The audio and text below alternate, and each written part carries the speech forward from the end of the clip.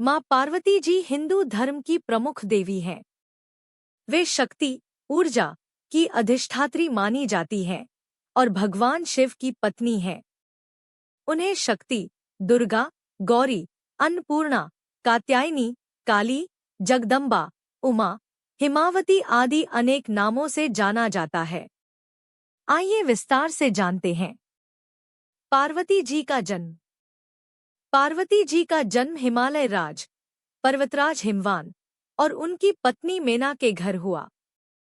इसलिए उन्हें हिमावती या पर्वतराज की पुत्री पार्वती कहा गया।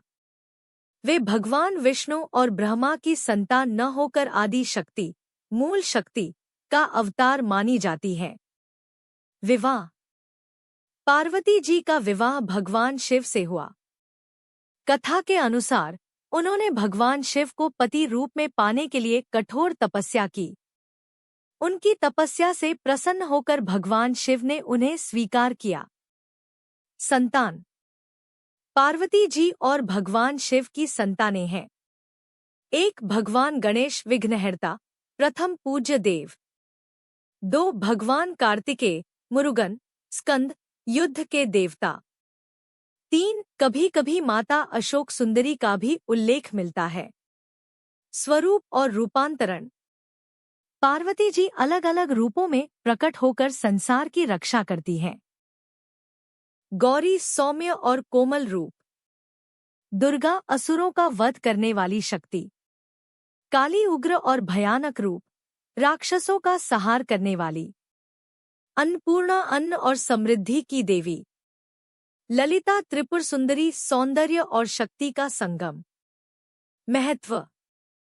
पार्वती जी को स्नेह, करुणा, सौम्यता और मातृत्व का प्रतीक माना जाता है। वे स्त्रियों के लिए सतीत्व और पतिव्रता धर्म की आदर्श मानी जाती हैं। नवरात्रि और कई व्रत जैसे हरतालिका तीज, सोमव्रत में उनकी पूजा होती है।